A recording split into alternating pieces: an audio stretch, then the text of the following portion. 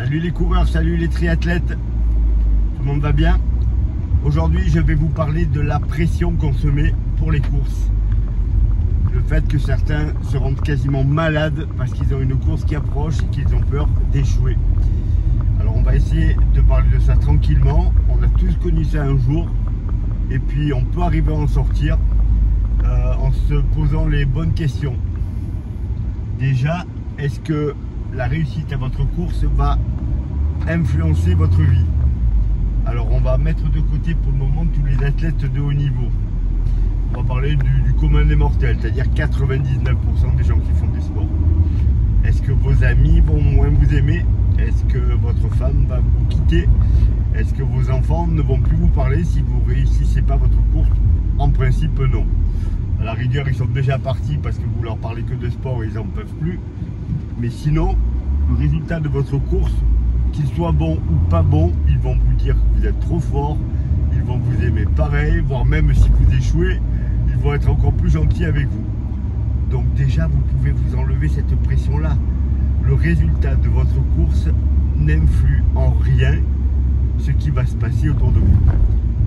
Au niveau argent, est-ce que le fait de réussir votre course va vous coûter de l'argent, va vous rapporter de l'argent? La plupart du temps non plus. Comme je disais tout à l'heure, on occulte des gens qui sont très forts et qui eux ont des revenus financiers grâce à ça. Donc vous, hormis quand vous faites les courses à la saucisse le week-end, comme moi des fois, ou des petits podiums, même sur des gros marathons, et vous récupérez une coupe, un bon d'achat, et puis ça s'arrête là. Donc il n'y a rien qui change dans vos vies, rien du tout. Et pourtant, on a souvent l'impression que l'on joue un truc super important. On a la pression, on a peur. Et sur le fond, je ne sais toujours pas pourquoi. Je ne sais toujours pas pourquoi. Est-ce que c'est pour flatter son ego? Est-ce que c'est pour pouvoir briller en société? Je ne sais pas du tout. Moi, je prends mon exemple. Là, donc, je vous parle depuis des semaines de faire 2h44 au marathon de Berlin à 60 ans. C'est un challenge que je me suis mis tout seul sur la tête. Je trouve ça sympa. Alors que, franchement, si je cours en 2h50 à 60 ans, c'est super bien. Si je cours en moins de 3 heures à 60 ans, c'est super bien. Mais si je fais 3 heures, je vais être désespéré. C'est complètement stupide. Se dire à 60 ans, je peux courir le marathon en 3 heures, mais je devrais déjà faire du moonwalk. Eh ben non, je me suis mis cette pression sur la course. Alors, quand je dis pression, j'exagère un petit peu. Je l'ai plus cette pression. Parce que déjà, je suis content de ce que je fais. Et ce qui compte le plus pour moi maintenant, et c'est là que je pense qu'il faut que vous travaillez si vous avez cette pression de la course, c'est de vous dire, le résultat de la course, en fait, je m'en fiche. Ce qui compte, c'est que j'ai tout mis en place pour réussir ma course. À partir du moment où vous avez mis en place un plan d'entraînement sérieux, que vous l'avez suivi, que vous avez fait attention à la nourriture, que vous avez fait tout ce qu'il fallait pour réussir, et vous avez déjà réussi. Votre course, elle est déjà réussie. Vous avez zéro pression à vous mettre. Vous avez fait ce que vous pouviez. Après la course, si elle se passe bien, il faut être content. Si elle ne se passe pas bien, il faut se dire, bon, c'était peut-être trop dur pour moi. Et alors, qu'est-ce que ça peut faire? Ou je le ferai la prochaine fois. Quand on est plus jeune, c'est ce qu'on fait. Ou ben, c'est plus mon niveau. Tant pis, mais ça ne change rien à ma vie en fait. Cela ne change rien à ma vie. Pourquoi se rendre malade pour quelque chose qui ne change rien à vos vies? Faites la liste de ce que va vous apporter votre course. Cochez ce qui est vraiment important et tout ce qui ne l'est pas. Il y a des choses qui sont importantes dans la vie. On va prendre un exemple. Vous passez votre concours pour être prof d'éducation physique, par exemple, le CAPES. Dans mon cas, ça pouvait être ça. Vous le réussissez, vous avez un travail. Vous avez un travail à vie. Vous échouez, il va falloir faire autre chose. Là, oui, c'est important, il y a de la pression. C'est pas pour ça qu'il faut se rendre malade. Mais en tout cas, il y a une vraie conséquence au fait de réussir ou d'échouer. En plus, il y a un truc très bête. Il y a certaines personnes qui, quand elles ont de la pression, font de meilleurs résultats. Travaillent mieux, travaillent plus. J'ai la chance de faire partie de cela. Quand quelque chose compte, je marche toujours mieux. J'ai toujours eu les meilleures notes. Quand j'étais à l'école, quand c'était important, quand c'était le bac, j'ai eu les meilleures notes de l'année. Quand c'était un bac blanc, j'avais la meilleure note que si c'était un test normal. Chaque fois, c'est pareil. Je veux dire, les perfs, c'est la même chose. À l'entraînement, c'est plus dur. Sur les courses qui comptent pas, c'est plus dur. Dès que c'est important, j'arrive à me surmotiver. Moi, ça me surmotive. Ça me bloque pas. Mais il y a certaines personnes qui se mettent tellement de pression qu'elles deviennent négatives. Il faut arriver à faire que la pression ne soit que positive. C'est-à-dire, j'ai envie de réussir, donc je mets tout en place pour réussir. Ça doit s'arrêter là. En aucun cas, ça doit vous bloquer. En aucun cas, vous devez stresser. Comme je vous le disais en début de vidéo, quoi que vous fassiez, ça ne change rien à vos vies. Après la course, vous serez le même qu'avant la course.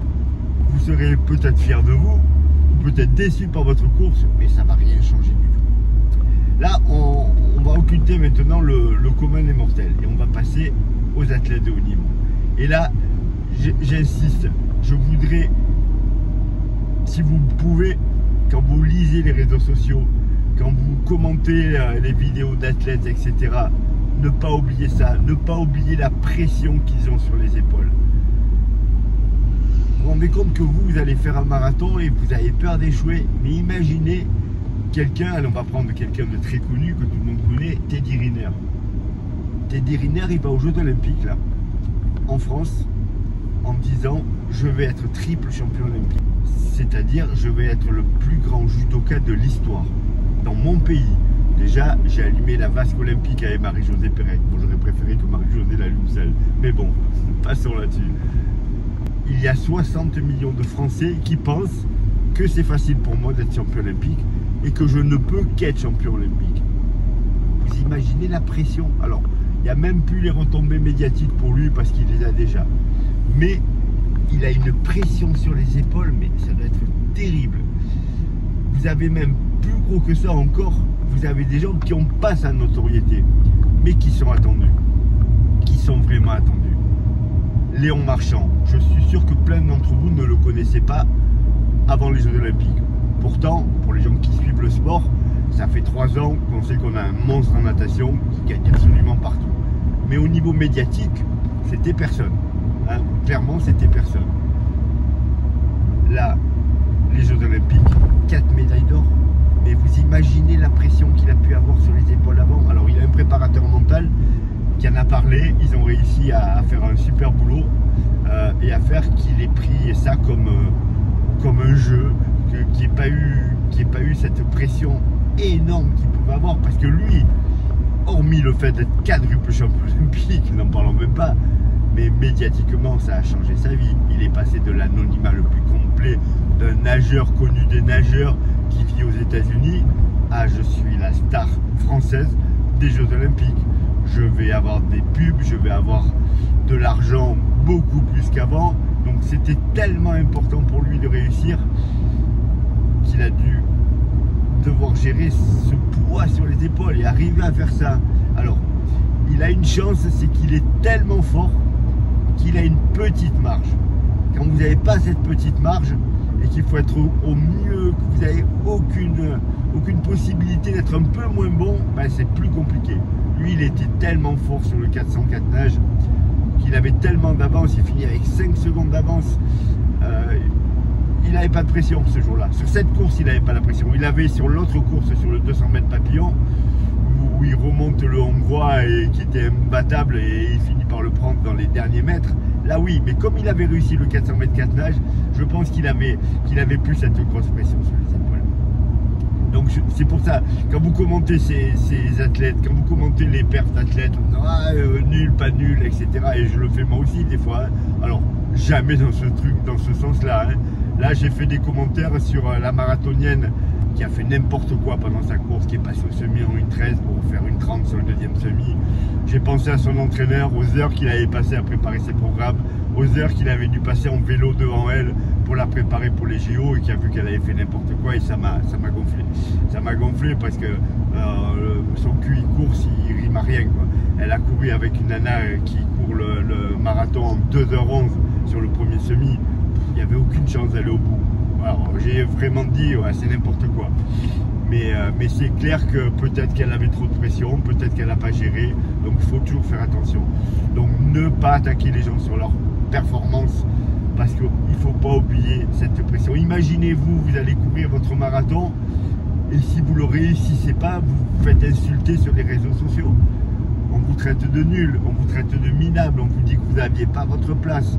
Vous devez être hyper déçu d'avoir loupé votre course, mais en plus vous prenez cette vague de haine par des gens qui font même pas de sport, qui ne se rendent même pas compte de ce que c'est. Donc c'est wow. Ça va être horrible, horrible. Il y a des réactions comme celle de Jimmy Gressier qui bat le record d'Europe sur le 10 000, qui finit 13e et qui se fait un peu allumer par Douillet. Franchement, Jimmy qui a bien répondu. Et il a dit, mais on fait un sport qui est pratiqué à l'échelon mondial. Je bats le record d'Europe, je finis que 13e et c'est pour ça que je suis nul. Non, t'es pas nul, t'es hyper fort, Jimmy. Et tu as bien répondu. Le cas le plus connu de pression. Et il touche mon athlète préféré. Pour moi, la seule athlète que la France ait jamais eue de ce niveau-là, bien entendu, c'est Marie-Josée Pérec. Championne olympique en 92 sur le 400 mètres. Elle se rendait malade avant chaque course. Mais elle était tellement forte qu'elle arrivait à passer le cap. 96, le doublé, 400, 200. Sur le 200, elle reprend Merlène Auté, la fabuleuse Merlène Auté dans les derniers mètres. 3 médailles d'or en course à pied aux Jeux Olympiques. Je veux dire, alors je vais peut-être dire des bêtises, mais hormis elle, Colette Besson, une médaille d'or. Alain Mimoun, une médaille d'or. Et El Wafi en 28 sur marathon, une médaille d'or. C'est tout. Marie-Josée Pérec, 3 médailles d'or. C'est-à-dire tout quoi. Tout l'athlétisme français, c'est Marie-Josée Pérec. Tous les autres grands champions qu'on a pu avoir, les Michel Jazzy, des gens comme ça, ben, ils n'ont jamais eu une médaille d'or malheureusement. C'est tellement dur d'avoir une médaille d'or. Je reviens sur Pérec, pression. C'est quelqu'un qui prenait beaucoup la pression. À l'époque, il n'y avait pas de préparateurs mentaux, c'était compliqué. Ce qui arrivait à Sydney. Bon, plein d'entre vous ne connaissent pas l'histoire, mais Sydney, Marie-Josée Pérec est un peu moins forte. Elle part s'entraîner en Allemagne de l'Est avec l'ancien entraîneur de Marita Kor, la recordman du monde, du 400 mètres. Bon, des records toujours suspicieux, mais en tout cas une extraordinaire coureuse aussi. Elle revient après des années un peu compliquées. Elle n'est pas à son meilleur niveau. Elle n'est pas au niveau qu'elle avait en 96, mais elle n'est pas très loin. Et elle part en Australie, où il y a une championne énorme qui s'appelle Cathy Freeman, qu'elle a battue en 96, qui est une aborigène et qui va courir donc pour son pays et qui est vraiment l'attente d'une nation complète, qui a dû avoir elle aussi une pression mais terrible. Et Pérec subit beaucoup de pression. Beaucoup de pression, je pense aussi parce qu'elle sent qu'elle n'a pas tout à fait le niveau qu'elle avait avant. Beaucoup de pression parce que personne là-bas veut l'avoir gagné et on part là-bas donc pour les JO. A priori, elle est menacée, a priori, on la harcèle un petit peu, etc., etc. En tout cas, c'est ce qu'elle dit. Et ce qui se passe, c'est que la nuit avant les séries, elle disparaît, elle prend l'avion et elle se barre. Elle a explosé en plein vol. Elle n'a pas tenu la pression. Est-ce qu'elle aurait gagné? Je ne sais pas, peut-être pas. Freeman était très forte, elle aurait fait un podium, c'est sûr. Mais elle avait tellement de pression sur les épaules, elle était tellement pas aidée qu'elle n'a pas assumé la course et qu'elle est partie, elle a disparu. Pérec a disparu, je me rappelle à l'époque, mais tout le monde l'avait un peu allumé, mais j'ai pas compris moi sur le moment ce qu'elle avait ressenti. Elle avait cette peur de ne pas gagner qui était tellement forte, il y avait tellement d'attentes sur son nom, puis Pérec elle pouvait que gagner, donc elle se disait mais les gens ils comprendront pas que je vais pas gagner. Elle devait être fragile à ce moment-là et elle est partie. Elle est partie. Et ça peut arriver à n'importe qui. Moi j'ai une de mes athlètes, je la citerai pas, mais cette année ça s'est bien passé, mais l'année dernière, elle préparait un demi-Ironman et puis la veille de la course, elle a décidé de ne pas y aller. Alors qu'elle s'était préparée, alors qu'elle avait payé l'inscription, elle a eu tellement peur de ne pas réussir qu'elle est partie. Ça arrive à tout le monde, mais souvent, nous on est seuls dans notre coin, avec notre mini-pression. À haut niveau, ils ont cette pression, mais énorme. Alors par pitié, épargnez les athlètes. Épargnez les athlètes de haut niveau. Oui, ils peuvent se manquer. Ils ont droit, comme vous.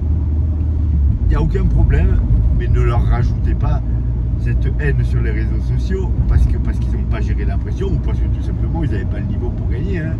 Je veux dire, on peut ne pas gagner parce que les autres sont plus forts. C'est pas des examens, les courses, c'est des concours. Et dans un concours, vous pouvez être le meilleur du monde, mais s'il y en a un qui est meilleur que vous encore, eh ben vous gagnez pas. Voilà, donc pour en revenir à vos courses, enlevez-vous cette pression. Le résultat de la course va rien changer. Mettez-vous une bonne pression pour faire que vous vous retrouviez en position de réussir vos courses. Votre triathlon, votre épreuve de vélo, votre épreuve de natation. Vous avez préparé votre course, vous avez fait ce qu'il fallait. Waouh! Vous devez vous dire, mais j'ai fait tout ce qu'il faut. C'est parfait en fait. Tout va bien. Voilà les coureurs, voilà les triathlètes. Maintenant, moi, je vais faire ma séance du vendredi. Aujourd'hui, c'est de la variation d'allure. Alors, je crois que j'ai 3 fois 7 minutes allure marathon suivi de 3 minutes au seuil, enchaîné, sans temps de récup. J'ai pris la petite caméra, je vais peut-être vous filmer ça et mettre cela à la suite de la vidéo. Comme ça, vous avez 2 en 1, une vidéo plus intéressante que de me voir courir. Et puis pour ceux qui aiment bien voir les allures et les choses comme ça, vous avez la vidéo derrière. Bon entraînement à tous. Voilà, comme je vous l'ai dit dans la vidéo donc sur la pression, je vais vous filmer quand même ma séance du jour. Alors j'ai vérifié, c'est 3 fois 6 minutes allure marathon, 3 minutes seuil enchaîné. Donc 3 fois 9, 27 minutes consécutives. Alors l'intérêt de cette séance, il est double. Travailler un peu l'allure marathon, travailler l'allure seuil. Alors il n'est même pas double, il est triple. Et surtout, au niveau mental, quand vous basculez de l'allure marathon à l'allure seuil, ça devient plus dur. Mais quand vous revenez à l'allure marathon, ah ben, c'est facile. Et donc ça vous permet de vous dire, tiens, mon allure marathon, en fait, elle est assez facile par rapport au reste.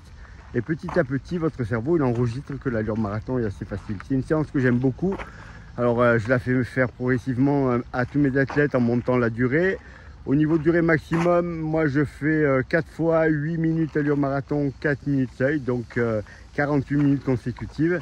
Mais c'est vraiment une séance, quand vous la réussissez, qui vous permet de faire vraiment des gros progrès au niveau entraînement, bien sûr, mais au niveau mental, je vous dis, l'allure marathon devient quelque chose de assez simple. Allez, je vais vous filmer un petit peu ça, le début et puis la fin, comme d'habitude.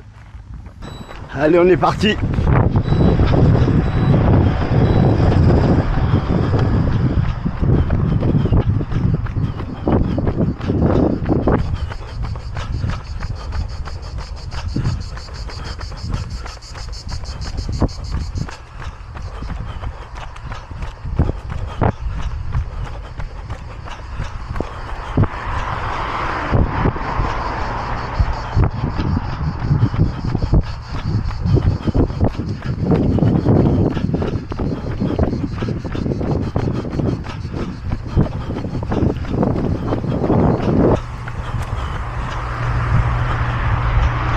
Voilà, j'essaie de ne pas partir trop vite.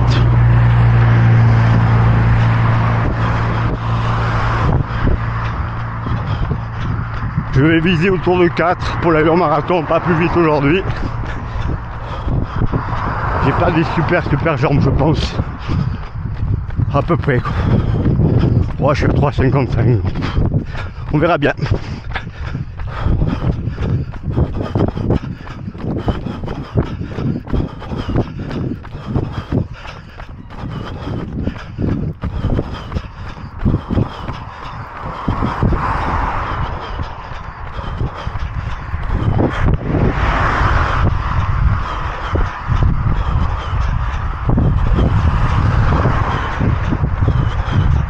Je vous filme le premier bloc.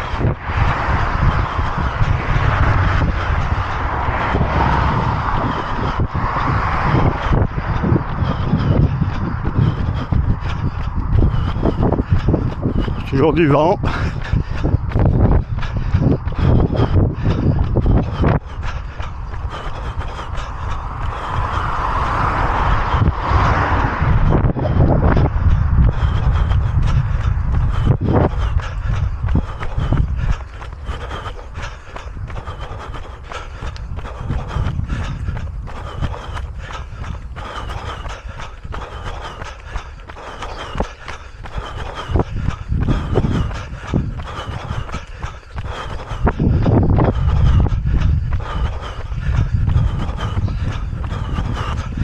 Ah là là là là là là.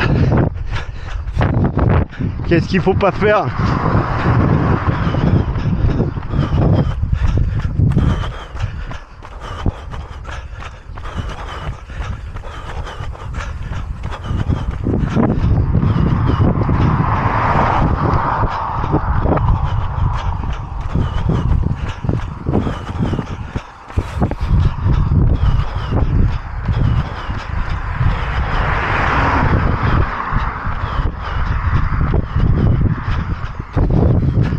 Allez, 3 minutes avant de passer au seuil.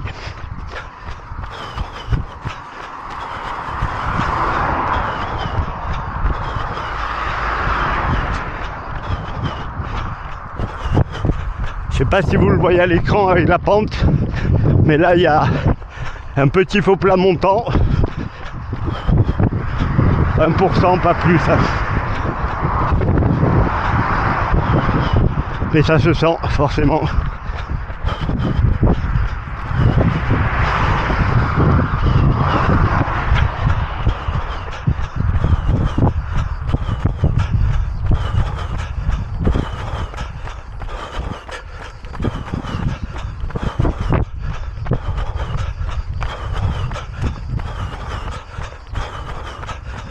Je trouve qu'il fait lourd aujourd'hui. Il a plu ici hier, donc ça peut expliquer. 3,56 le kilo. On est bon, on est bon.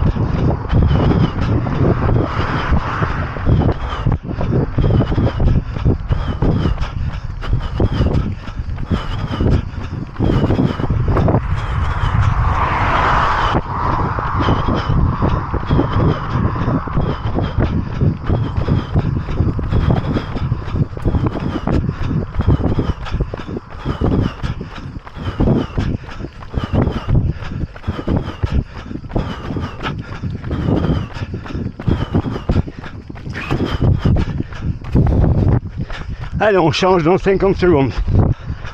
Oh, c'est pas grand chose, hein.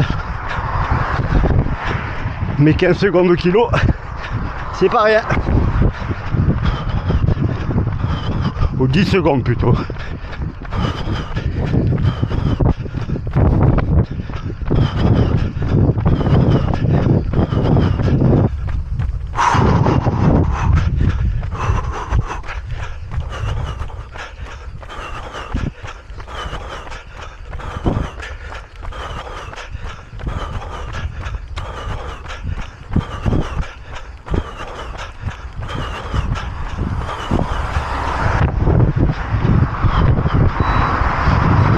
Allez, on change d'allure. Go!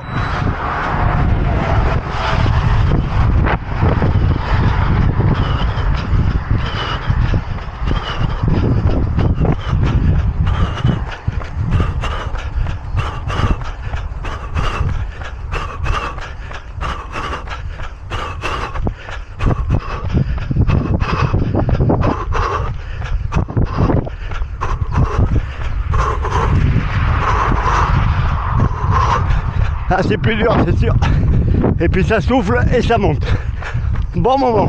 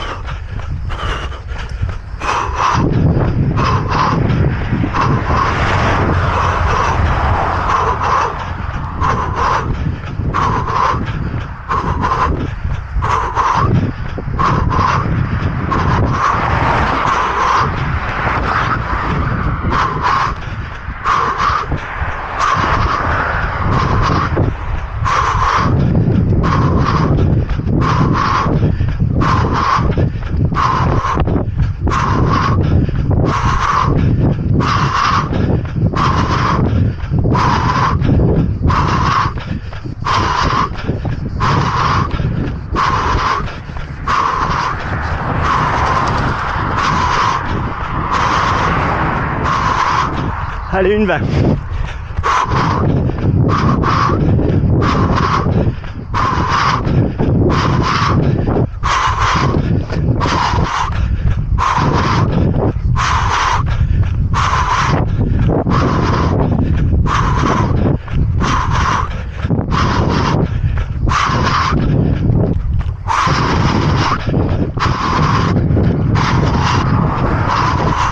Je suis un peu short au niveau allure, je crois.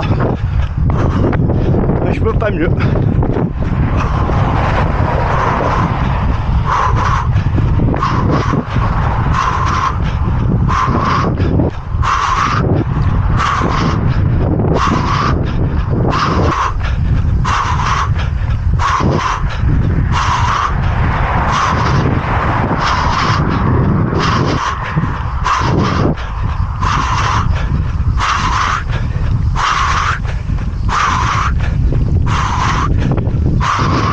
Allez, on va bientôt repasser à l'heure marathon et on va trouver ça cool.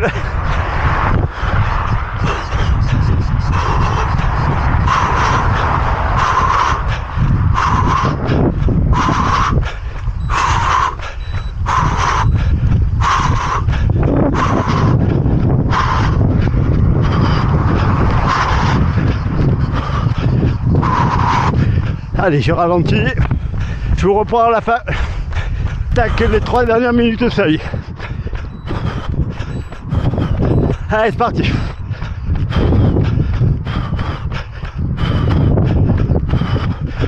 Jusqu'à présent, tout s'est bien passé.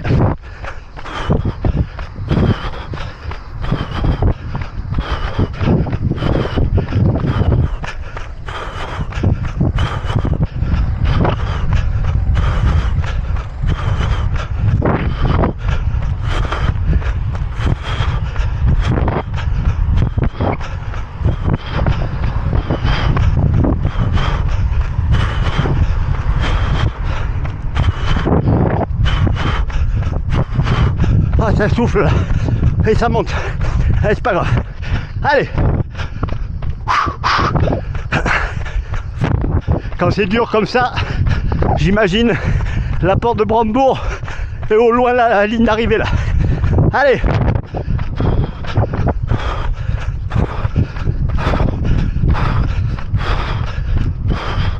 Je peux presque la visualiser là. Allez, 2 minutes.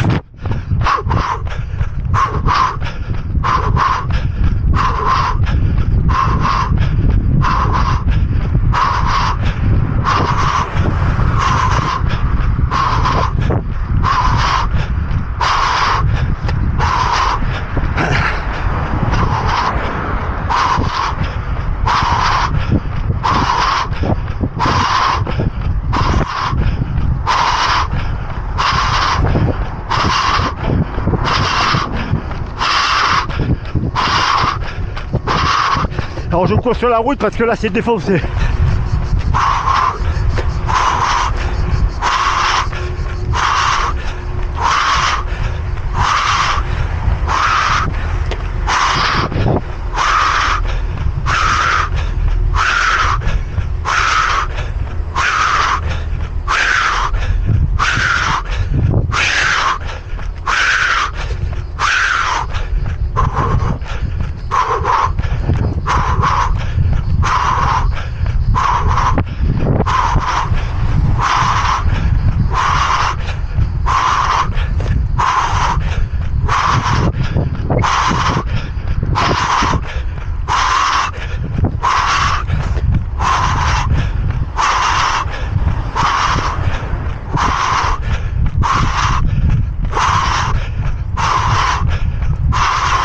Allez, 20 secondes. Ah. Et voilà, une de plus. Tout est passé aux allures prévues. Donc impeccable. 27 minutes soutenues. Là, donc, 2 petits kilomètres de footing. Ou là, 20 minutes. 20 minutes footing. Et si j'ai le courage ce soir, 10 petits kilomètres pour récupérer.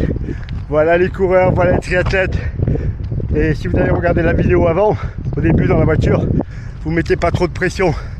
Pendant les séances, on se met la pression pour réussir la séance. Et après, on passe à autre chose. De toute façon, on a déjà réussi quand on s'entraîne. C'est déjà une chance de pouvoir s'entraîner. Bon entraînement à tous.